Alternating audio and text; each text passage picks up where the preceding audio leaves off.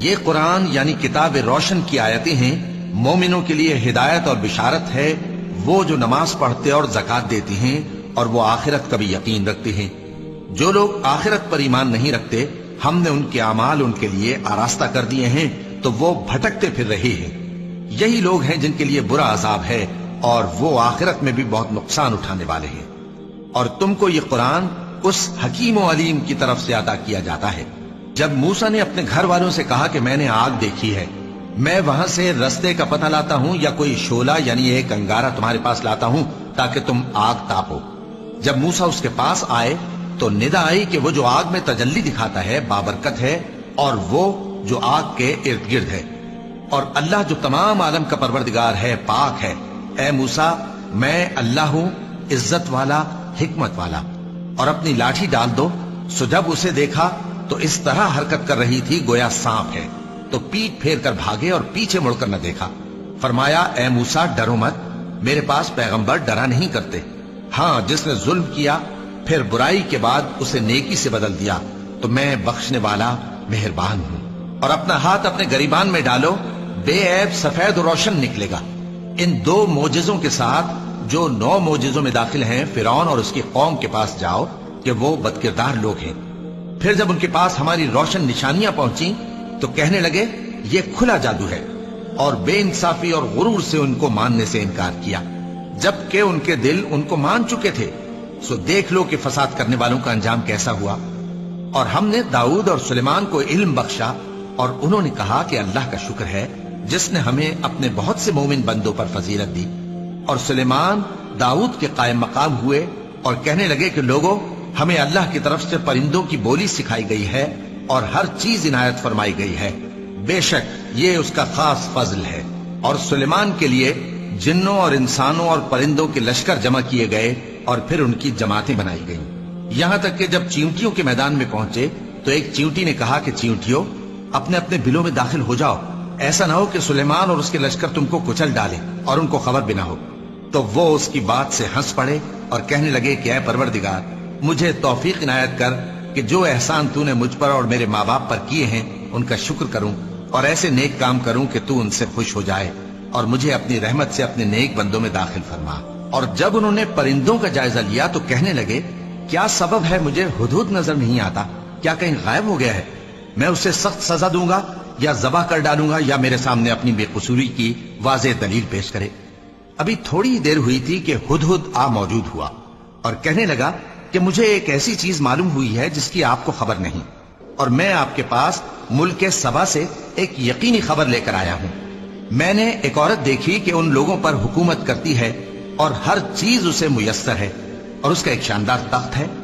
میں نے دیکھا کہ وہ اور اس کی قوم اللہ کو چھوڑ کر آفتاب کو سجدہ کرتے ہیں، اور شیطان نے ان کے اعمال انہیں آراستہ کر دکھائے ہیں اور ان کو رستے سے روک رکھا ہے، بس وہ رستے پر نہیں آتے اور نہیں سمجھتے ہیں کہ اللہ کو جو آسمانوں اور زمین میں چھپی چیزوں کو ظاہر کر دیتا اور تمہارے پوشیدہ اور ظاہر اعمال کو جانتا ہے، کیوں سجدہ نہ کریں؟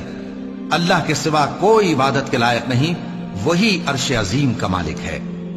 کیونکہ آیت سجدہ تلاوت کی گئی ہے لہذا سامعین پر سجدہ واجب ہے۔ سلیمان نے کہا اچھا، ہم دیکھیں گے تو نے سچ کہا ہے یا تو جھوٹا ہے۔ یہ میرا خط لے جا اور اسے ان کی طرف ڈال دے، پھر ان کے پاس سے ہٹ جانا اور دیکھنا کہ وہ کیا جواب دیتی ہیں۔ ملکہ نے کہا کہ دربار والوں، مجھ تک ایک نامہ گرامی پہنچایا گیا ہے، وہ سلیمان کی طرف سے ہے، اور مضمون یہ ہے کہ شروع اللہ کا نام لے کر جو بڑا مہربان نہایت رحم والا ہے، بعد اس کے یہ کہ مجھ سے سرکشی نہ کرو اور مطیع و فرما بردار ہو کر میرے پاس چلے آؤ۔ خط سنا کر کہنے لگی کہ اے اہل دربار، میرے اس معاملے میں مجھے مشورہ دو، جب تک کہ تم حاضر نہ ہو اور صلاح نہ دو میں کسی کام کا فیصلہ نہیں کیا کرتی۔ وہ بولے کہ ہم بڑے زوراور اور سخت جنگجو ہیں، اور حکم آپ کے اختیار میں ہے، تو جو حکم دیجیے گا اس کے انجام پر نظر کر لیجیے گا۔ اس نے کہا کہ بادشاہ جب کسی شہر میں داخل ہوتے ہیں تو اس کو تباہ کر دیتے ہیں اور وہاں کے عزت والوں کو ذلیل کر دیا کرتے ہیں، اور اسی طرح یہ بھی کریں گے۔ اور میں ان کی طرف کچھ تحفہ بھیجتی ہوں اور دیکھتی ہوں کہ قاصد کیا جواب لاتے ہیں۔ پس جب قاصد سلیمان کے پاس پہنچا تو سلیمان نے کہا کیا تم مجھے مال سے مدد دینا چاہتے ہو؟ سو جو کچھ اللہ نے مجھے عطا فرمایا ہے وہ اس سے کہیں بہتر ہے جو تمہیں دیا ہے۔ हकीकत यह है कि अपने तोहफे से तुम ही खुश होते होगे। उनके पास वापस जाओ, अब हम उन पर ऐसे लश्कर लेकर हमला करेंगे जिनके मुकाबले की उनमें ताकत न होगी, और उनको वहां से बेइज्जत करके निकाल देंगे और वो जलील होंगे। सुलेमान ने कहा कि ऐ दरबार वालों, कोई तुम में ऐसा है कि कब्ल इसके कि वो लोग फर्माबरदार होकर हमारे पास आए, मलिका का तख्त मेरे पास ले आए?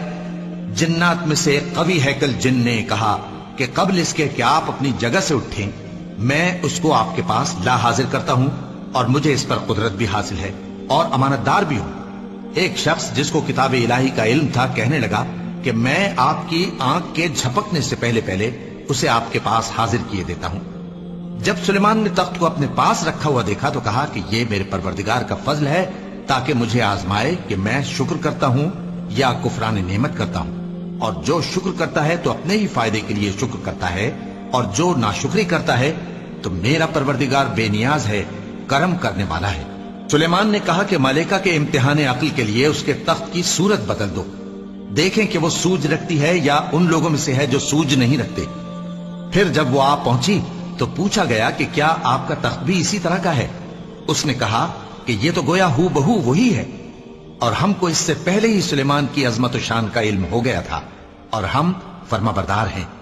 और वो जो अल्लाह के सिवा दूसरों की परस्तिश करती थी, सुलेमान ने उसको उससे मना किया कि वो काफिरों में से थी।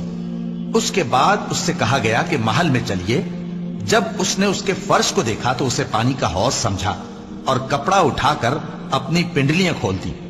सुलेमान ने कहा, यह ऐसा महल है जिसके नीचे भी शीशे जड़े हुए हैं। वो बोल उठी कि परवरदिगार, मैं अपने आप पर जुल्म करती रही थी, और अब मैं सुलेमान के साथ अल्लाह रब्बुल आलमीन पर ईमान लाती हूं। और हमने समूद की तरफ उनके भाई स्वालेह को भेजा कि अल्लाह की इबादत करो, तो वो दो फरीक होकर आपस में झगड़ने लगे। स्वालेह ने कहा कि ऐ कौम, तुम भलाई से पहले बुराई के लिए क्यों जल्दी करते हो, और अल्लाह से बख्शिश क्यों नहीं मांगते ताकि तुम पर रहम किया जाए? वो कहने लगे कि तुम और तुम्हारे साथी हमारे लिए बुरा शुगून है। स्वालेह ने कहा कि तुम्हारी बदशुगूनी अल्लाह के पास है, बल्कि तुम ऐसे लोग हो जिनकी आजमाइश की जाती है। और शहर में 9 शख्स थे जो मुल्क में फसाद किया करते थे और इस्लाह से काम नहीं लेते थे। कहने लगे कि अल्लाह की कसम खाओ कि हम रात को इस पर और इसके घर वालों पर शबखून मारेंगे, फिर इसके वारिसों से कह देंगे कि हम तो इसके घर वालों के मौके हलाकत पर थे ही नहीं, और हम सच कहती हैं। और वो एक चाल चले, और हमने भी एक तदबीर की, और उनको कुछ खबर न हुई। तो देख लो कि उनकी चाल का अंजाम कैसा हुआ। हमने उनको और उनकी कौम सबको हलाक कर डाला।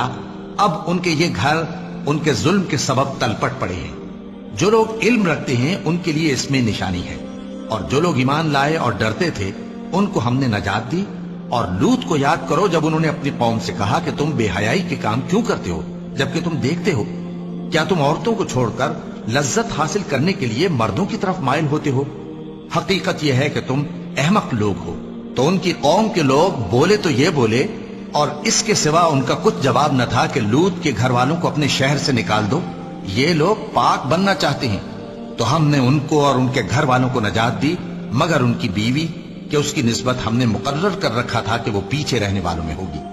और हमने उन पर मे बरसाया, सो जो मे उन लोगों पर बरसा जिनको मुतनब्बे कर दिया गया था बुरा था। कह दो कि सब तारीफ अल्लाह ही के लिए है, और उसके उन बंदों पर सलाम है जिसको उसने मुंतखब फरमाया। भला अल्लाह बेहतर है या वो जिनको ये उसका शरीक बनाते हैं? भला किसने आसमानों और जमीन को पैदा किया, और किसने तुम्हारे लिए आसमान से पानी बरसाया? फिर हमने उससे सरसब्ज बाग उगाए। तुम्हारा काम तो न था कि तुम उनके दरख्तों को उगाते। तो क्या अल्लाह के साथ कोई और भी माबूद है?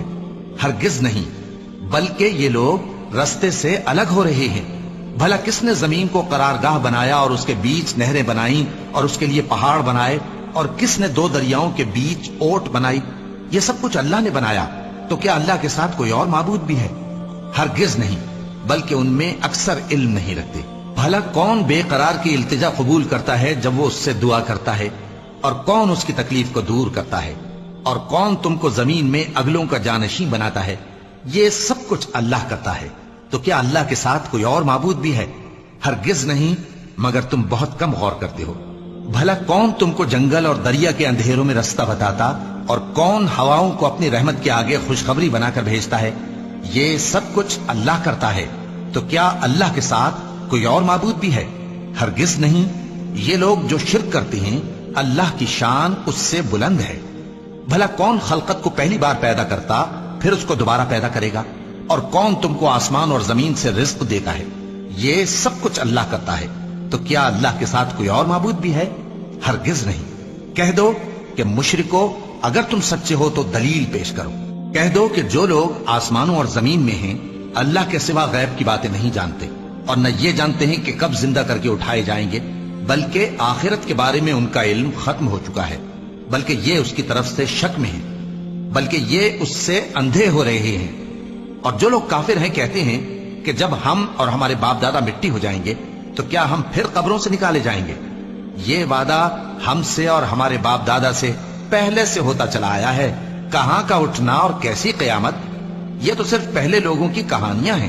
کہہ دو کہ ملک میں چلو پھرو، پھر دیکھو کہ گناہگاروں کا انجام کیا ہوا ہے، اور ان کے حال پر غم نہ کرنا، اور نہ ان چالوں سے جو یہ کر رہے ہیں تنگ دل ہونا۔ اور کہتے ہیں کہ اگر تم سچے ہو تو یہ وعدہ کب پورا ہوگا؟ کہہ دو کہ جس عذاب کے لیے تم جلدی کر رہے ہو شاید اس میں سے کچھ تمہارے نزدیک آ پہنچا ہو، اور تمہارا پروردگار تو لوگوں پر فضل کرنے والا ہے، لیکن ان میں سے اکثر شکر نہیں کرتے۔ اور جو باتیں ان کے سینوں میں پوشیدہ ہوتی ہیں اور جو کام وہ ظاہر کرتے ہیں تمہارا پروردگار ان سب کو جانتا ہے، اور آسمانوں اور زمین میں کوئی پوشیدہ چیز نہیں ہے مگر یہ کہ وہ ایک کتاب روشن میں لکھی ہوئی ہے۔ بے شک یہ قرآن بنی اسرائیل کے سامنے اکثر باتیں جن میں وہ اختلاف کرتے ہیں بیان کر دیتا ہے، اور بے شک یہ مومنوں کے لیے ہدایت اور رحمت ہے۔ تمہارا پروردگار قیامت کے روز ان میں اپنے حکم سے فیصلہ کر دے گا، اور وہ غالب ہے، علم والا ہے۔ تو اللہ پر بھروسہ رکھو، تم تو صاف حق پر ہو۔ کچھ شک نہیں کہ تم مردوں کو بات نہیں سنا سکتے، اور نہ بہروں کو جبکہ وہ پیٹ پھیر لیں آواز سنا سکتے ہو، اور نہ اندھوں کو گمراہی سے نکال کر رستہ دکھا سکتے ہو۔ تم تو انہی کو سنا سکتے ہو جو ہماری آیتوں پر ایمان لاتے ہیں، پھر وہ فرما بردار ہو جاتے ہیں۔ اور جب ان کے بارے میں عذاب کا وعدہ پورا ہوگا تو ہم ان کے لیے زمین میں سے ایک جانور نکالیں گے جو ان سے باتیں کرے گا۔ یہ ہم اس لیے کریں گے کہ لوگ ہماری آیتوں پر ایمان نہیں لاتے تھے۔ اور جس روز ہم ہر امت میں سے ایک بڑے گروہ کو جمع کریں گے جو ہماری آیتوں کی تکذیب کرتے تھے، پھر ان کی جماعت بندی کی جائے گی، یہاں تک کہ جب سب آ جائیں گے تو اللہ فرمائے گا کہ کیا تم نے میری آیتوں کو جھٹلا دیا تھا، حالانکہ تم نے اپنے علم سے ان کا احاطہ تو کیا ہی نہ تھا؟ بھلا تم کیا کرتے رہتے تھے؟ اور ان کے ظلم کے سبب ان کے حق میں وعدہ عذاب پورا ہو کر رہے گا تو وہ بول بھی نہ سکیں گے۔ کیا انہوں نے نہیں دیکھا کہ ہم نے رات کو اس لیے بنایا ہے کہ اس میں آرام کریں، اور دن کو روشن بنایا ہے کہ اس میں کام کریں؟ بے شک اس میں مومن لوگوں کے لیے نشانیاں ہیں۔ اور جس روز سور پھونکا جائے گا تو جو لوگ آسمانوں میں اور جو زمین میں ہیں سب گھبرا اٹھیں گے، مگر وہ جسے اللہ چاہے، اور سب اس کے پاس عاجز ہو کر چلے آئیں گے۔ اور تم پہاڑوں کو دیکھتے ہو تو خیال کرتے ہو کہ مضبوط جمے ہوئے ہیں، مگر وہ اس روز اس طرح اڑتے پھریں گے جیسے بادل۔ یہ اللہ کی کاریگری ہے جس نے ہر چیز کو مضبوط بنایا، بے شک وہ تمہارے سب افعال سے باخبر ہے۔ جو شخص نیکی لے کر آئے گا تو اس کے لیے اس سے بہتر بدلہ تیار ہے، اور ایسے لوگ اس روز گھبراہٹ سے بے خوف ہوں گے۔ اور جو برائی لے کر آئے گا تو ایسے لوگ اوندھے منہ دوزخ میں ڈال دیے جائیں گے۔ تم کو تو انہی اعمال کا بدلہ ملے گا جو تم کرتے رہے ہو۔